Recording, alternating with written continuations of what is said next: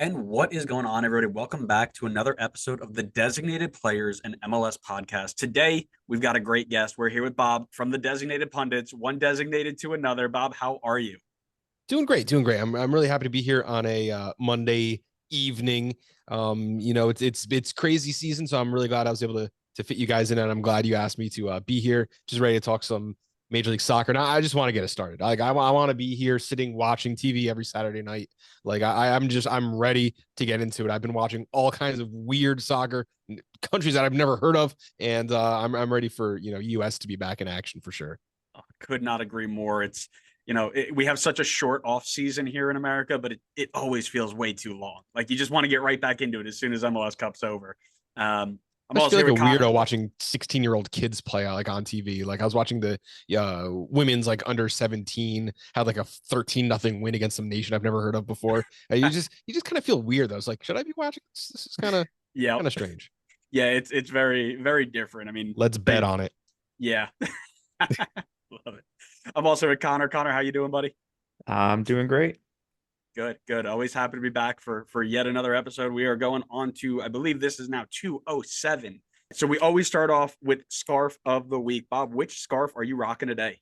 Yeah, so I had so much time to think about this. I just really planned well in advance, and I brought one of the scarves I really like. Kind of brings like two nerddoms together, and it's our Red Bulls from Star Wars night from last year. Just pretty, it's got the I guess it says New York on one side. It's very thick too. It's like a winter scarf. It's like a nice, it's hardy. It's hardy, and like I said, it combines kind of two nerddoms together, soccer and Star Wars. Love that they do it each year. It's always a fun night. Absolutely love that. I've been away from New York, or at least the New York, New Jersey area for so long that I've missed out on all these events, and it's like, I just want to be at one of them. But one of these days we'll get back there. Connor, how are you rocking one? I think I see one that you stole off my wall, maybe. Yeah, I just took a quick trip out to Alfred and stole it off your wall. But on a side note, I feel like every single guest scarf so far has been an absolute banger. I don't think we've had a bad scarf at all. Like they've been insane. But I'll bring out a pretty bad scarf, I'll say. I'm not a huge fan of this one. It's a pretty basic design, but it's my only Red Bull scarf. So since we're talking about Red Bull, I'm going to bring out the Red Bull scarf. I happen to like that one. I have it right here. So I'm a big fan of it. I like the design. When talking about Red Bull, and we very rarely get to do Red Bull specific episodes here. Connor doesn't like fun or me talking about teams that I like. I don't like 2-hour episodes is what I don't like. But whenever we do get a Red Bull specific, we break out the Luis Robles signed New York Red Bull. Is that the summer scarf? Yeah, this came from Defend Our Fortress. I actually, funny enough, got this as a gift from, I don't know, Connor, if you remember the Duran brothers, Michael and Brian. They were kind of younger than us, but we were doing a field setup for a tournament one day, and they're like, "Oh, we just went to a game, and they gave us extra scarves, so we know you collect them. Here you go." And now it has become my signature scarf. So Luis was the first and currently only, but wherever I end up, hopefully we'll use it to get some more here soon. My favorite scarf, actually, I don't even know where it is, but I love summer scarves. Like the idea that since we play so hot over here, they have like this silky summer scarves. That's polyester. It's not really even breathable. About probably 6 years ago, during 2 World Cup cycles ago, Heineken had a promo at bars, and they were giving these scarves out. Now they were ugly, they were green, they said Heineken. Nothing that I liked about that on there, but they had like the official World Cup branding, and they were actually made out of beach towel material. Like the perfect sweat. Like I have never found another scarf like that in my life. I'd have to go to my parents. It's probably somewhere in there, but fantastic. That's awesome. That's such a cool idea, right? Like who thinks about doing something like that? Like just cool, random, unique, right? Speaking of cool, random, unique, the Red Bull entire model. So let's dive into what they're about to do in 2024. So Sandro Schwarz, in his first season in charge, trying to bring them back to the top, or at least closer to the top of the East than we have been in the past. And he comes from okay to maybe good performances in both Russia and Germany.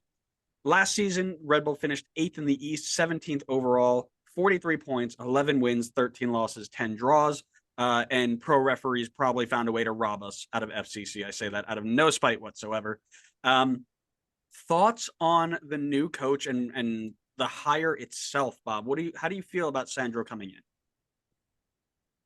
I'm okay with it looking at his track record. Of course, the last team that he took the helm of, which was Hertha, he got them relegated immediately. I think that was always going to happen, so I don't take that as, an indictment of him one way or another. Listen, it's Red Bull Global. I'm okay that we went out and signed a new coach. I didn't need to see any more of what Troy Lesesne had to offer. I think he was good enough at the time. Is really Bradley Carnell would have been the great guy to carry over. But we kind of knew this was going to happen. It was just going to be a new look, a new, I guess, the same old system. But Sandro, I'm okay. I'm willing to give him time to prove what he is. I like the fact that he's younger. I like the fact that he is German. I like the fact that he is, from overseas. He's not just a guy who failed his way up the ladder. He's not a youth coach who worked his way up. I like the fact that it's someone that we haven't seen before. And, if you look at teams like St. Louis last year, who went on a 5-game winning streak to start the season, played pretty mediocre ball, but won the West. Sandro Schwarz, no one has film on him yet in Major League Soccer. They're not doing a deep dive to see what he did in Germany. And the fact that he comes to us now after, coaching all over the world, I like that. I think there's a bit of unpredictability. You know what the system is, but you don't know what his exact talents are going to bring to the club. So I like that there's a little bit of an unknown there. And this Red Bull system, this is always the way it is. If there's a signing, you don't know about it until 5 minutes before it's announced. If there is a tactic change, you don't know about it. The games are all closed. You cannot get into any preseason games. You don't know what's going on other than with the media that they tell you in the banger goals that they show you from Emil Forsberg. So it's closed door. We don't know. And I like that. Yeah, I kind of am in the same boat as a supporter here, looking on as I always give coaches the benefit of the doubt when they come in. I'm never going to be in and be like, oh, he got relegated once, he's going to be terrible here. I do have I would have liked to see Troy stick around with some help, right? With an Emil Forsberg and see what he could have gotten in there. I liked what he did, but I also can agree with you in that, we saw enough. Maybe we saw his limit, and we'll see how he does with DC. DC's given him a lot of help as well, especially in terms of MLS experience. So we'll see how that goes there. Cautiously optimistic, right? Anybody who comes in, you don't want to get too hyped, and you don't want to knock them off too early. Connor, any thoughts on that? I guess trying to look at it from an outsider's perspective, despite the fact that he's coming off the relegated season with Hertha, I still feel like it's a decently ambitious manager appointment. I like that it's not in that same realm of teams who are bringing in MLS managers coming off bad stints, like Portland with a Neville and Colorado with Chris Armas. I like that it's something different. Why not take a shot at it? Maybe the German manager is the way to go. I mean, not that Bradley Carnell is German, but the St. Louis model that took a lot of Red Bull influence, it seems, was heavily German. Maybe that's the way to go. Maybe that's the system that works in the league, and maybe it's Red Bull's turn to try to make that work for them. Yeah, absolutely agree. And with the thing that I'm really excited about is the roster hopefully getting healthy and hopefully having the pieces, because I'm not sure Lesesne mattered last year. I'm not sure Struber was going to do anything different with this club. It was like the legs got taken right out from under him. Option 1 was gone. Option 2 was gone. Option 3 wasn't working. We've signed, strikers the last 4 years that just can't find a way to put the ball in the net. So I think the system is sound in and of itself. You have young moldable players, which I like, but a lot of them came up in the system. They know what's expected of them. They know what they need to do everywhere on the field. It's just execution last year that just wasn't good enough.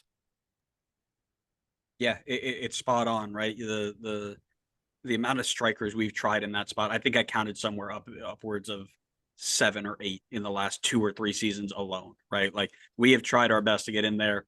It just hasn't worked. Now, they pledged that they are going to give some serious attention to the roster and put real money up and commit to that.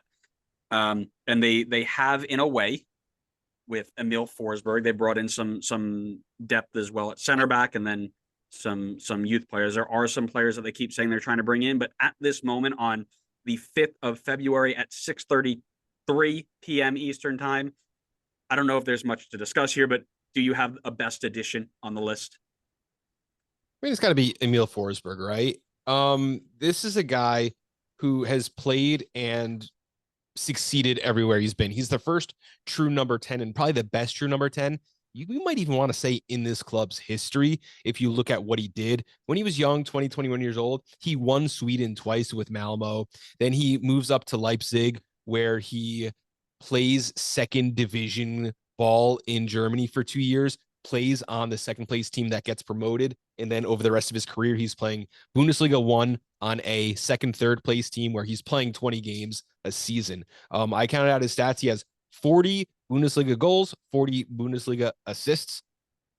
What else do you really need to know about him? He's going to be that guy. And as far as number 10s in Major League Soccer go, I'm not sure that he's going to be far behind what Luciano Acosta puts up this year. I mean, he is that caliber player. We were lucky to get him. He's not over the hill. He's not young either, but I think this is exactly what this club needs. Average age, do you even know what it is right now? It's like in the low 20s, 21 and a half years, 22 and a half years old. And that's because of him who brings it up out of the teens. This is what you want. I love, if we could have gotten a younger striker to add, that's great, but we need the experience. We need somebody who's done it before. Emil Forsberg has scored a goal in the World Cup for his club when he played with Sweden. So it's just kind of everything together. It's a position of need and it's experience, which this club doesn't have. It's leadership. It's all those things. So I think it's an absolute home run. Could we have gotten someone better? Probably, but does he fit the mold? Does he fit the system? Like Emil Forsberg, this is a home run. I think that's spot on. I will say average age 22.57, up from 21 last season, if I remember correctly. That is how aging works. Yeah, but we're keeping them. We're not just kicking them out. Connor, your thoughts? Yeah, I mean, it's been a relatively quiet offseason for Red Bull, I feel like. It's been adding a backup right back, potentially a backup center back, and then Emil Forsberg, who's coming in from the 5th best team in the Bundesliga right now. So I think it's kind of obvious who the best addition for the offseason was. I mean, Forsberg's going to be their guy.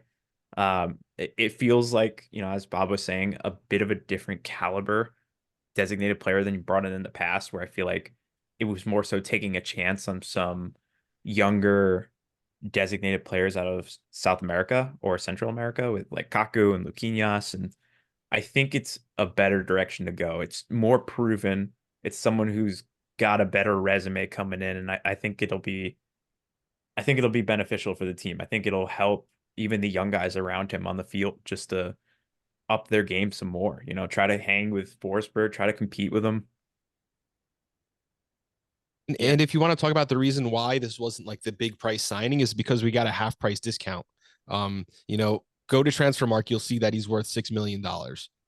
Now, I get made fun of because I use Transfermarkt to give player values, but that's what GMs in Major League Soccer use to give player values. We got him for $3 million, so he was half price. Any other club bringing him in for $7 million, $7.5 million, if they got into a bidding war, all of a sudden that's the biggest signing in club history. So, the fact that we might not say, oh, he's not that much money. Well, yeah, because we own both clubs, the one that he was for and that one that he's coming to. And if I can't just touch on the other two moves, I guess you're talking about Juan Mina, the right back, 19-year-old Colombian.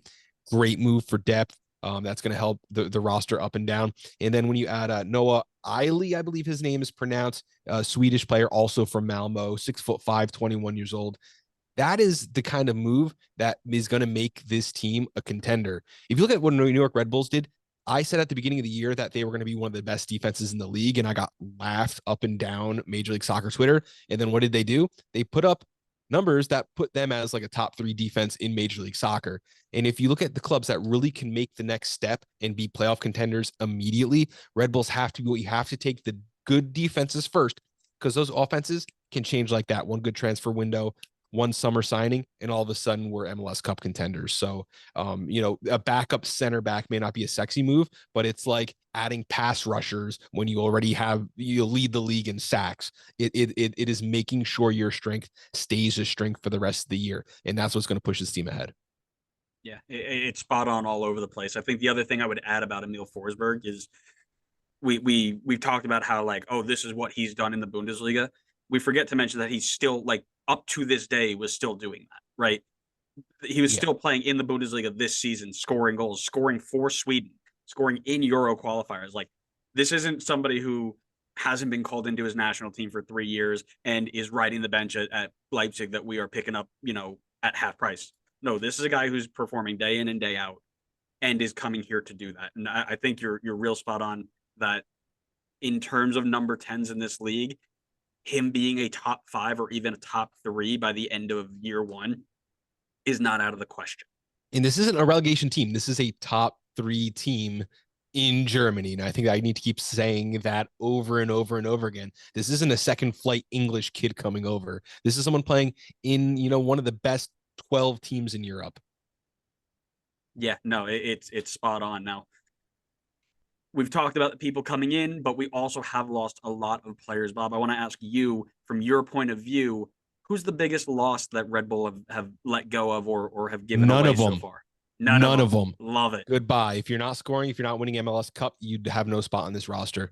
There are players that in a bubble, I say like, oh, that's a really good player that we missed, but there was nothing that I can think takes this team back a step. Christian Caceres Jr. wasn't the first pick anymore. He wasn't the second pick. He wasn't even the third pick on this team. So he leaves. He's going to go off to greener pastures, try to find a spot starting on another team. Luquinhas was hurt. He wasn't available. He underperformed. I think that he's a great caliber player. I would have loved to have make it work to see what he could have done on this roster, but that's not always possible. So, he leaves. Drew Yearwood, a player that I absolutely love, just didn't quite fit the system. I think he's going to be very successful. Tom Barlow stinks, and he's going to not score goals in Chicago, which Chicago already has a striker that doesn't score goals. I don't really know how that fits into their plans there. But then Omir Fernandez, what a great player, only ever been a Red Bull. He's going to, was it Orlando that he got signed by? Colorado, I think. Oh, yeah, Colorado. Oh, that's right, Colorado. Yeah. A team that's really ripe for his talent, for his skill set. He's going to buzz all over the field, and I hope that he succeeds, and I hope I can say, oh man, it was great that he moved on and succeeded in another club in Major League Soccer. But none of these were losses. None of them were contributing on this year's roster. So goodbye, and we hope you the best, except Tom Barlow. I think this is probably, like Connor thought, getting somebody from a different Red Bull point of view. We've just doubled up on me. Like, this is awesome. I love it. As leaders of the Year of Omir hype train, I don't know, like on Twitter, that is always our go-to. Every time he scored, we said it was the Year of Omir. So contractually, we are obligated to say Omir is our biggest loss. And I'm speaking for Connor, because if he didn't pick this, he's off the podcast. So that's unfortunate. However, I don't really think it's the craziest choice. Like you just mentioned, great player, only been a Red Bull. And you've listed all the other things for the players who have left, right? Luquinhas didn't really perform. He wasn't a designated player performance. Starlow, baby, he only scored when it mattered most, when we were losing in playoff games, and it didn't get us back to where we needed to be. Yeah. Good riddance. Hope you do well. And I have this aching in my heart, like this dude's gonna go in and drop 15 at Chicago, and we're just gonna be like, here we go. There's no chance. No chance. First touch like a cinder block. Bro, I bounce know. Off his foot. It's so Red Bull to happen, right? No, it's gonna happen to Omir. It's gonna happen to Omir. I don't know how I have it even in my notes. Omir to Colorado. Colorado's got a big project brewing. I love that. And then Drew Yearwood to Nashville. Can you imagine him with Shaq Moore in the back there? They're cooking with fire. They're cooking with fire. And Nashville loves ex-Red Bull players. Grace heard about Omir, and she wants to be a part of it.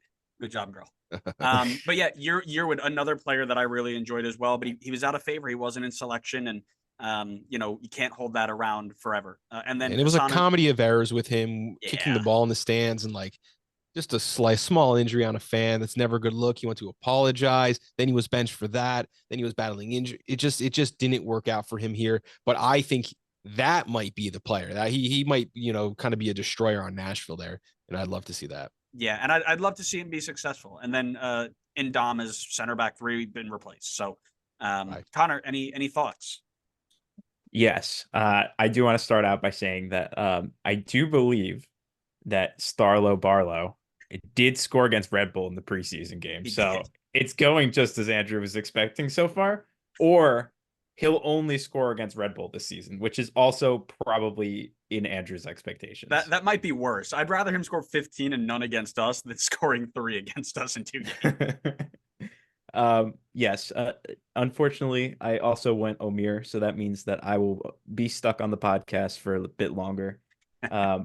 But for me, it was between Omir and Luquinhas, but I feel like considering how much Luquinhas was able to contribute while taking up a DP spot, I think losing him and earning that open DP spot almost either like canceled it out or was even like a net gain in that case to have that spot open again. So I went with Omir. I figure he was probably on a pretty team-friendly contract at the time, and he was the best of a bad attacking group last season for Red Bull. So I think he's probably got a good shot over in Colorado. And I guess maybe you would, I'm not sure if either of you would remember, was he playing with Red Bull when Armas was head coach? Yes. So he's been with the club forever. I just wasn't sure if he was with the first team at that point. Can't remember how long ago Armas was here. 18, you remember that. He gave you your first MLS Cup. Yeah, and I'll never forget him for that. But yeah, that can maybe be a good landing spot for him, and maybe he is the guy from Red Bull to really take off after he leaves the team. Yeah, and he would be the guy that I think we'd all be happy to see. Like the whole fan base would be happy to see him succeed, right? That would be fine. You can go succeed somewhere else, have a nice little career. Yeah, exactly. So we have gotten a few players in. We've lost a few players. It's time to look at the roster and say, coming up to the season, what is there left to do? What's the biggest roster gap that we're missing that we need to fill? Do you think, Bob? Forward. I'm not sure that we have a complete forward on the roster. You have Dante Van Zier, Elias Manuel, Surgeon Goma. You got Corey Burke, who's been, picked up a knock. Who knows how available he'll be throughout the year. I mean, Emmanuel had 6 goals last season, and I think they came in 2 games. Just really, really brutal to watch him, but he's big, he's physical, that big frame. He's pushing guys out of the way, getting balls at his feet and putting it into the stands. There's just something missing to his game there. The real unknown is Dante Van Zier. We assume they're going to be dual strikers in kind of a 4-2-2-2 system, although we have no indication that is going to be the actual game plan. Dante Van Zier settled in a little bit, picked up a knock. Then he was involved in an incident where it was alleged that he made racist comments towards another player, had a big suspension for that, had to earn his way back to becoming a starter, became a starter, got a high load and broke his, I think it broke a bone in his back, actually. Yeah, I thought it was a back his thing. neck. And never played again for the team. So we don't know what he is. We don't know what kind of striker he is. We don't know what kind of talent he has. He has never really settled in. Manuel's been given every chance in the world as far as I see, and just, maybe he's a better winger than a striker. That's the hole. Because the next step down midfield is going to be solid. Emil Forsberg, obviously we've talked about before, but you have Lewis Morgan there too, who's still not 100%, but I believe he's going to be healthy throughout this season after having like a misdiagnosis and a surgery he didn't need during last year.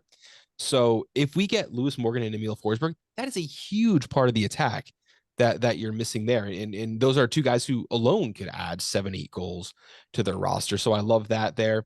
Everything else to me, again, I can't say enough about this back line. If this team is going to become a Major League Soccer contender, and I really think they can, it's because they allowed 39 goals last season. I mean, that's as many as FC Cincinnati. This defense was as good as FC Cincinnati throughout last year. This defense was as good as Orlando City throughout last year. This defense was better than any defense in the Western Conference last season. So there's just no holes in the back six on this roster. We have depth, and we made sure we went out and got some players this offseason.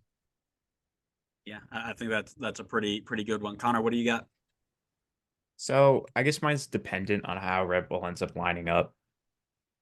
I don't really know what the previous history was in terms of formations, but I guess I'll go with two options here in case the first one isn't matching with the formation. But I said wingers are kind of like outside attacking players. If they do end up going with wingers, I think that it's kind of slim pickings, or it's kind of taking a chance on some unproven players in that position. At least according to transfer market, the players that they have just as outright wingers. I know guys can kind of be moved around, but it's Lewis Morgan coming back from a pretty serious injury. Cameron Harper, who's like somewhat of a wing back and somewhat of a winger. I don't really know where he's going to end up. Wherever he wants. He's a great late addition. Put him on and just let him run. So I do think he fits into a winger, but he's not a player you want playing for 90 minutes at the, whatever wing position. Yeah. And then 18-year-old Surgeon Goma is the other option, and then 15-year-old Julian Hall. So outside of those options, obviously there can be players that can be moved around. I don't know if they really needed to, they could throw Manuel or I guess Forsberg out on the wing, but they could gamble on the youth route by going with Ngoma or Hall, considering who is available on the wings. But I think if they added one more veteran winger there, I think they'd have pretty good coverage. And I'll say if it's a situation where they're not going to use wingers this year, then obviously it's not really important to bolster that spot. I'd say maybe a veteran left back, just in the chance that Tolkien, and maybe you guys will have more info on this than I would know, but if Tolkien were sold in the summer, just someone that can at least finish out the season if Tolkien isn't like brought back on loan or whatnot. Because I think the only other outright left back on the team is Curtis Afori, who probably has some good potential. He's only 18, but may not necessarily be ready to just be thrown in for that last half of the season, especially if Red Bull's making a playoff push. That might be a situation where they could benefit from someone who's experienced and knows how to get a team to the finish line there.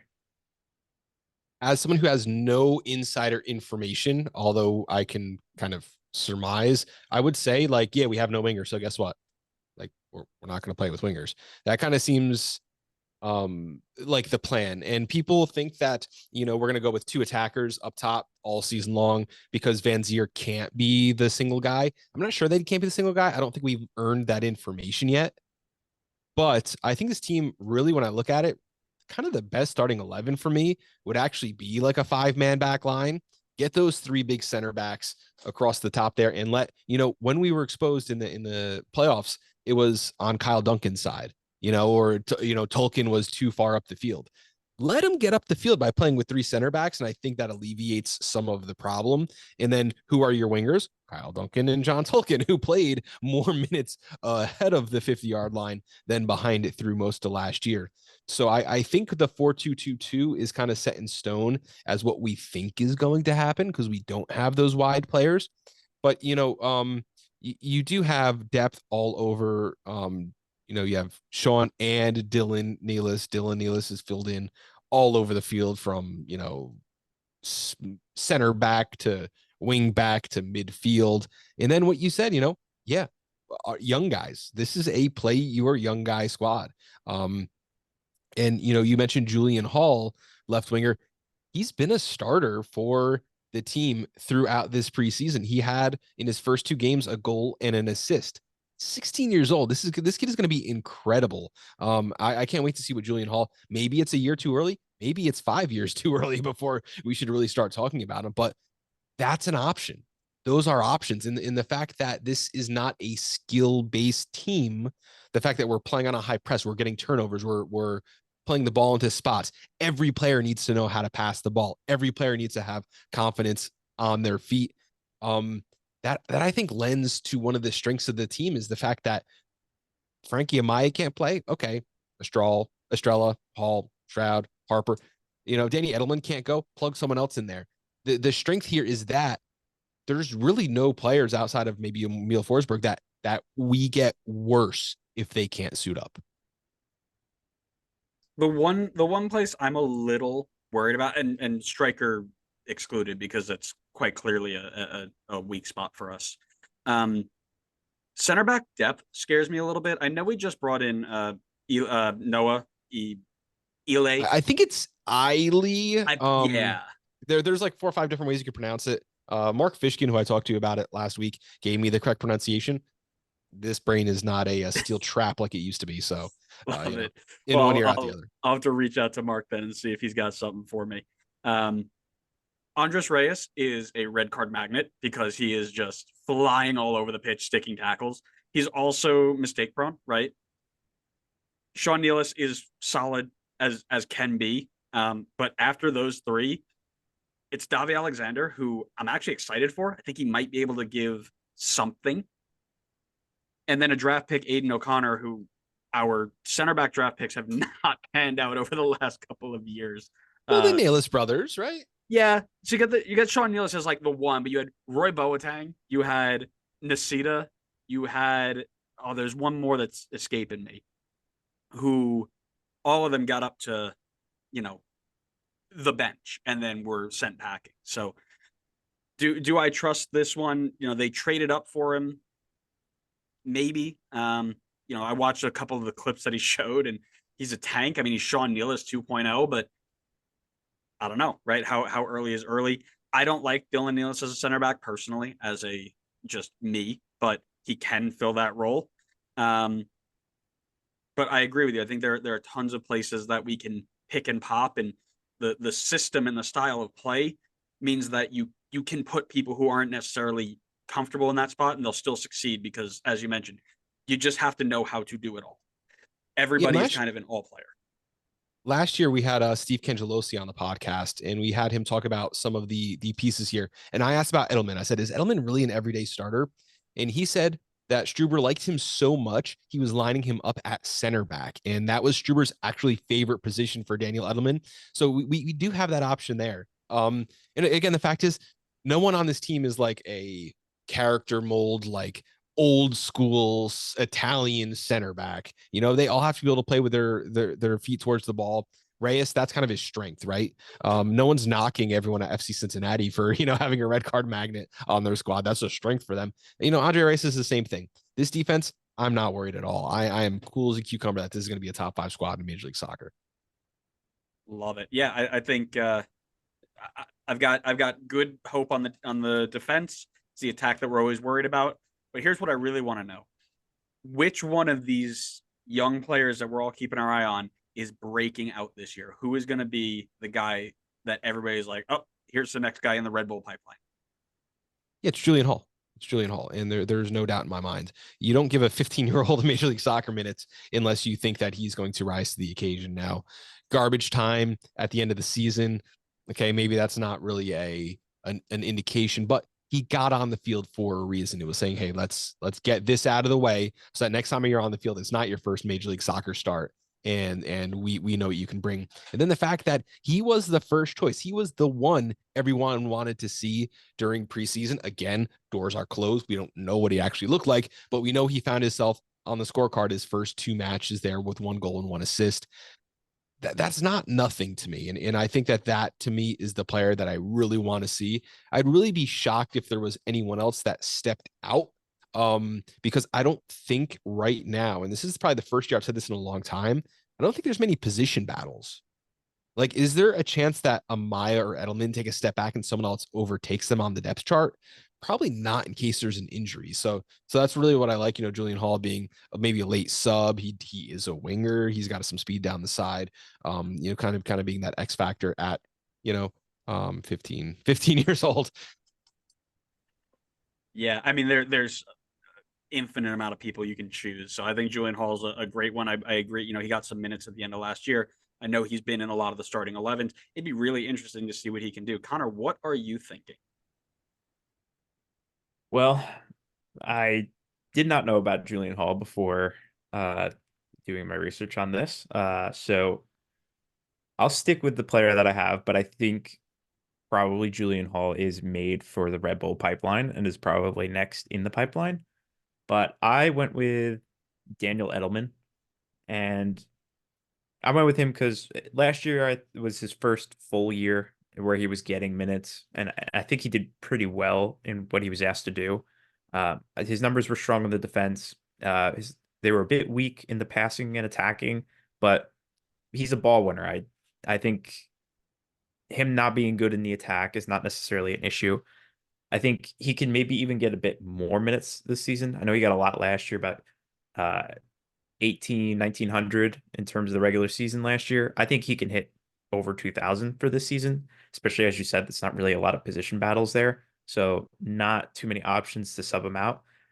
And I think if he can improve his minutes on a team that's improving and maybe work on his passing game a little bit. I'm not saying that he needs to be like Cesc Fabregas out there, but at least improving, just holding onto the ball, distributing it, helping to keep possession. I think that would be a good step forward for him. I think if he does that, he'll be doing a good job working his way towards I would say maybe this is too big of a statement, but at least working his way towards the discussion of a January camp call up for the USMNT, considering I think he can 100% beat out someone like Zawadzki or Atencio to get on that team if he's playing 2,000 plus minutes for an MLS playoff side. Absolutely. I love that. And the one thing I like to think of with this midfield is like a 4-2-2-2, you like to think symmetrical. This is not really symmetrical, right? Tolkien's going to be up on the field all the time. Next to Daniel Edelman is like the perfect foil to him in Frankie Amaya. Like, this is a player who is a first overall pick. He was going to be the savior of FC Cincinnati at the number 10 position. He came to Red Bull. They're like, hey, you're not a 10. Like, well, you're barely an 8. So, why don't you take like the third line back? And he's done really well. He can get up the field. He scored last year quite a bit. I think he was the second goal scorer on the team. He had 5 goals, which was, I guess it was technically tied for third on the squad.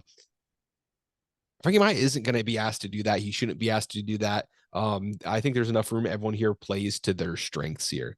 And I'd really love to see this tandem really have success again this season. And I think the reason why a lot of people in Red Bull land might not have picked Daniel Edelman to be the breakout player is because we kind of thought he already broke out last year. Yep, I think that sums it up perfectly. He wasn't on my radar because I was kind of like, yep, U20 captain, started a lot of games. Consider that broken out for me. But I agree with you, Connor. I think that's a good point. For me, it's somebody that Connor should know well because in, 2021, he came on for one of his first debuts and beat Atlanta on a high press. His name is Serge Ngoma.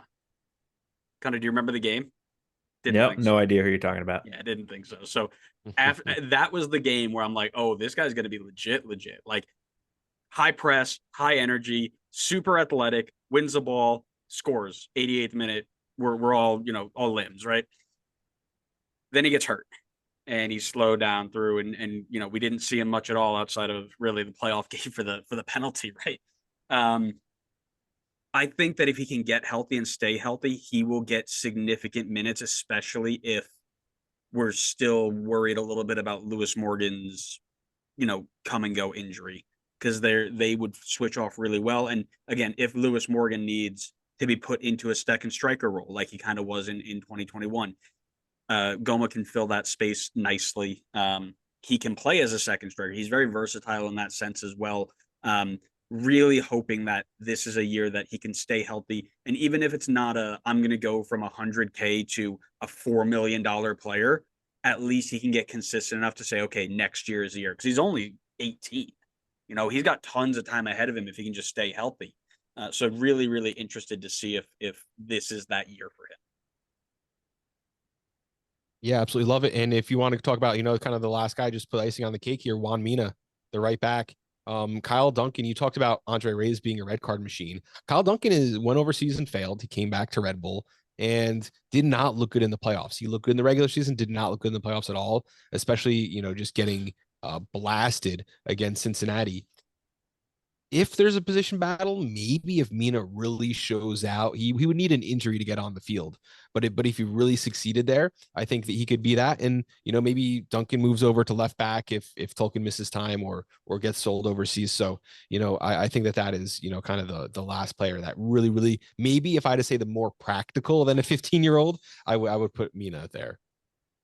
If I get one more, mine is actually Ronald Doncor as well. I think he's got enough of the athleticism and kind of like the crazy press and win and make things hectic and then slow it down. He's another one I think can fit into that mold. Do I think he has as much of a chance as the other guys we've mentioned? No. But he did show a little bit in the 2022 season, I think it was, when he first came over. So he's another one that I'm keeping an eye on, but not having a ton of, expectation for. But the one thing I do want to ask is, at this point, what is the one question that we're still kind of asking, or that we're going to watch throughout the season? And I'll start with you, Bob. What's the one question you still think this team needs to answer? Can we have a center forward put a ball in the net? I know we kind of harp on the same thing, but that's because that's a huge thing that we've gotten wrong. And I think a lot of maybe undereducated Red Bull fans might have thought like, oh, it's because of lack of trying. Like we haven't tried, but we did. We brought in Fabio, we brought in Klamala, we brought in the English guy, Fletcher. Was that his name? Ashley Fletcher's 6-month loan. you had all these players. I mean, over the last 5 years, we've probably brought in 8 strikers who couldn't put the ball in the back of the net. And right now we're kind of looking for a second guy to go along with Van Zier. But if you're talking about what the biggest question is, I think the biggest question is Dante Van Zier, right? Not all is forgiven. There's a huge chunk of the New York, New Jersey population that think that if you make comments like he made on the field, that you should never get a chance again. I leave that up to the squad. I'm not making any judgment. I think it's a horrible thing what he had said, but it's not my place to cut him or keep him. And I think that saying he's the guy and that he needs a partner is overlooking the truth, which is that we really don't know what he brings to the team. How does he fit in this locker room? How is he coached? How does Schwartz does Schwartz still need to do anything? Is all right in the locker room? We don't know that. So I think that the biggest question is going to be the center forward position, but not who we bring in. It is actually the established guy, Dante Van Zier. Yeah, I like that. Just a stat check. It has been 10 in the last 3 years, including Fabio Gomez. Great name, great assist striker. He didn't have the hair, and he wasn't riding a horse. So that's right. And then also just last season, Juan Cabezas on a 6-month loan in like 4 games. So another good get there. Connor, your question, sir. So we know from last season that Red Bull's strength was their defense. Their area of improvement was definitely the attack. And I think Emil Forsberg is a step in that direction. But I think one thing that at least I've been hearing a lot from Andrew, and I'm sure it's a common sentiment amongst plenty of other Red Bull supporters, is that the team's getting healthy. We're looking at not the new additions in the same manner as they're coming from a new club, but they're coming back from injury. My question is the team relying too much on guys coming back from injury? So I know they might be kind of handcuffed in terms of bringing in new players, like at the striker position, for example. But what is Lewis Morgan going to look like coming back from a really long-term injury? Like, is this going to be the same Lewis Morgan that was tearing things up right before that point? What's Dante Van Zier going to look like coming back from the back injury? Is this, I know we haven't seen a lot of him, but is this going to potentially hurt any, what's the right way to say it? Like any productivity that he could have potentially brought to the team? The attack is definitely the area that I think these guys coming back from injury could benefit. But my question is whether or not they're going to be the same player coming off of these pretty somewhat serious injuries. Connor, I have no idea. But here is the good news. The good news is the defense is going to be better or the same as last year, right? And no other defenses really got much better. You can point to FC Cincinnati. When you bring in a full new center back, you don't know how they're going to gel. We think they're going to be really good, but they could also not really work together. Red Bull's defense, I'm not worried about. I'm worried about the offense, but I think we've done enough to move pieces. And here's the good news. Dante Vanzier, we're not tied to him, right? If he stinks, if he can't get it done, he's cut. He's off the team. And then we have a second DP we can go out and get in the summer. I think this team is going to be more aggressive getting, even if it's just younger guys, go down to Argentina, just find a couple strikers, bring them up and see what they got. It can't be worse than what we trotted out over last year. So in a way, I'm worried about the uncertainty, but I'm not worried because they weren't doing it last year either. Right. So I don't think we're really in love with any of these guys that we just can't cut them. There is a DP spot left open. Vanzier could very easily. I mean, he's 1 foot out the door anyway. He's got to score 3 goals in the first 5 games, or I think we start scratching our heads already. So in the way that are we, relying on players coming back from injury, playing better than they played in the past? Yes, but we're not, buried under contracts that we can't get rid of. Young Argentinian. Did somebody say Gonzalo Verón? Give me some more of mucho trabajo. Yes, please. My question, very simply, is Emil enough? Yes. You talk about Vanzier coming back, Morgan coming back. With Luquinhas leaving, it does feel like we're kind of going to be the same from where we ended last year. Again, with the question marks of the injuries, a little bit higher quality. I think Emil's better than Luquinhas, but you could say that again 5 times. Emil better than Luquinhas? Yes. Yeah. Yes. I think we're past the days where one player makes like a huge impact from like playoffs to top of the conference, beating everybody in their conference, but they make a good impact. Does he need one more person around him? Does he need that, other person to help him out? That's kind of my question. And we'll see. We'll see if they get to the transfer window before it closes. Yeah, and my answer to that is yes, Emil Forsberg does make that much of a difference. I think you can count on him for contributing 15 goals this season. Whether it's scoring 10, assisting 5, scoring 5, assisting 10, I think that's completely realistic. That's within the realms of capability. And the fact that, hey, we got rid of Tom Barlow. Like, I can't tell you how much it frustrates me when you try the same thing and it doesn't work, and you try the same thing and it doesn't work, and you try the same thing and it doesn't work. There was a point last season where I said, just raffle off that a fan gets to start at the striker position, because I don't know what the guy sitting next to me in the stadium can do, but I know what Tom Barlow can do. So it's like, that's my attitude of like, try something new, get a kid in there, put Julian Hall up top alone. I don't care. It's something I haven't seen, and I will pay for that information. I'm not paying for information on Barlow that I already have. That's awesome. I think it's fair, right? It's not like Tom Barlow was the guy and we kept running him out here. Not like he was good at soccer. Yeah. Yes, exactly. And he comes in and it's, okay, we don't know what he can do. He's only played 15 minutes in the last 3 games. He played 90 minutes, like way too many times. And no, they didn't try anything. They didn't. But he got good. He had good pressing numbers from the front. So like, and that is a system thing, and that's fine. Like, so did Alex Mouil, who would be better as a wing back than he ever was as a forward. Like we have that information, and that's fine. But you just keep pushing him and pushing him and pushing him and pushing him into the same spot. He had 20 90s last year, 20 90s, 20 full 90 minutes at the striker position, 3 goals, 2 assists. So to save Connor's sanity, I'm not going to go down my rabbit hole of what would have happened if Alex Mouil went to right wing back, because I've got a whole theory on that. But what I am going to ask you, at the end of the year, when it's all said and done, where does Red Bull finish this year? Red Bull finishes top 4 in the Eastern Conference. Love it. Yes, this guy rocks. I want him on every podcast from now until the end of time. You got to drink the Kool-Aid, right? Yes. Like this was a top 8 team, and if like 3 more wins and we're moving up the table, I just don't see anyone else as having been that ambitious. I think Atlanta's going to move up. I think Cincinnati is going to drop down. I think Cincinnati is going to be fighting for a playoff spot this time at the end of the year. And there's just a lot of uncertainty in the East, and they're all competitive.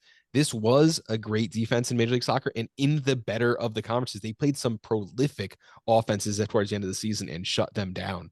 So I think it's going to be disappointing if we're not a top 4 spot. We should be fighting for On decision day, it's not going to be like last year fighting to get in. It's going to be fighting for a home game. Yeah, that's the answer. Don't worry, Connor, you're done. No, don't worry. I'll ask you, Connor. Where do you think? No, you're not going to want to ask me. I do. I want to ask you. Connor's going to say bottom of the table. He's going to say, "Oh, we're missing the playoffs. NYCFC just signed someone." Yeah. I would love to say that just to see what Andrew's reaction would be, but I think he would just be like, "Yeah, that's funny." I think Red Bull. So, I guess let me preface by saying this: looking at the standings, and this is just my random opinion on it. I think there are 6 teams from a roster perspective that I like more than Red Bull. However, I realize it's MLS, and it's more likely than not that at least one, maybe even more than that, of those teams are going to fail to meet expectations. So I think Red Bull falls somewhere between the 6 to 9 range, probably more so towards the 6-7 range. I think it's a good. I think the defense, like you said, is going to be just as solid. I'm not as convinced on the attack at the moment. Obviously, a hot start at the start of the season could change things, but I think I still think they're missing maybe like one more game changer in the attack to help Forsberg, and then I think we're looking at a Red Bull team challenging towards the top of the East. Well, my friend, it's a long summer. We got a transfer window coming up just a couple months down the road. So we're going to see what happens there. But the pipeline is in place. We got Emil. Let's see what else we can get from Leipzig. Let's see what we can get from Austria. It's on. Let's go. Start scouting Leipzig right now. Look, let's find some strikers that are out of form at Leipzig. Bring them down the pipeline in the summer. Yeah, there's already rumors. I'm not quite into the Kool-Aid just yet. Maybe a little bit later. I'm excited for the first time in what feels like half a decade. I've got some excitement going into a year, with excitement with something to back it up, not just pure, oh my God, my team's coming back to play, but like actual excitement, right? Yeah. The players coming back from injury worry me. I'm not sure that they're going to be 100%. I'm not sure they're even going to come back at and ever hit back where they were before. So that worries me a little bit, but I will say, I think we're better than we were at the end of last year. So I think the ceiling for us is maybe sneaking out a home playoff game, 3-4 range. But the floor of expectations is no play-in game. Like if we end up 8-9 again, it's a failed season, like period. So I've got them in like the 3 to 6 range. So anywhere between like the last couple who are getting the home playoff game and the first few who aren't. Great. And that would be fine. If we could repeat where we were last season, end up 6th place and just be way more exciting, I'm okay with that too. Yeah. That's fair too. I'm all about that too. But last time Lewis Morgan was here, 14 goals, 3 assists in 29 games. If he can score 7 goals this year, this is a much better attack. Oh, 100%. You could tell you need 50% of the man you had. Yeah. You could tell we were missing him desperately last season. So it'll be interesting to see where they go, but we're only 20 days away, 3 weeks away from kickoff. I mean, I can't even wait. I can't even think about waiting. So super excited, but I think that's everything we've got here today. So Bob, thank you so much for taking the time to come and chat with me and make Connor thanks so much for having me. Yeah, make Connor feel like he was getting a Red Bull attack here, which I feel like I'm seeing double. Yeah. So we want to make sure we give you some time to let our listeners know where to find you. So plug those links. Yeah, you can find us anywhere you listen to podcasts. Just search for the Designated Pundits, or search for I80 Sports, or just search MLS. We're going to be one of the top 5 or 6 podcasts that are there. The Designated Pundits. You can find us i80sports.com. Me at Twitter at I80_sports. Thank you guys so much for having me. Even if you're not drinking the Kool-Aid just yet, there's still plenty of time. Throughout the season, you can go to goals.tv. You can find my sports betting articles. That's kind of our specialty here. That's kind of what I do each and every weekend for the weekend games, released on Thursday for Saturday. real sports betting with some real bets, winners, losers, some goal scoring props. That's always, the most fun in there. You kind of gotta, put the homer status aside and really, strip it down and take the emotion out of it. One of my favorite, exercises to do there is get that flowing. Thank you guys so much for having me, and let's keep it going throughout the season. We'll talk to you guys again soon.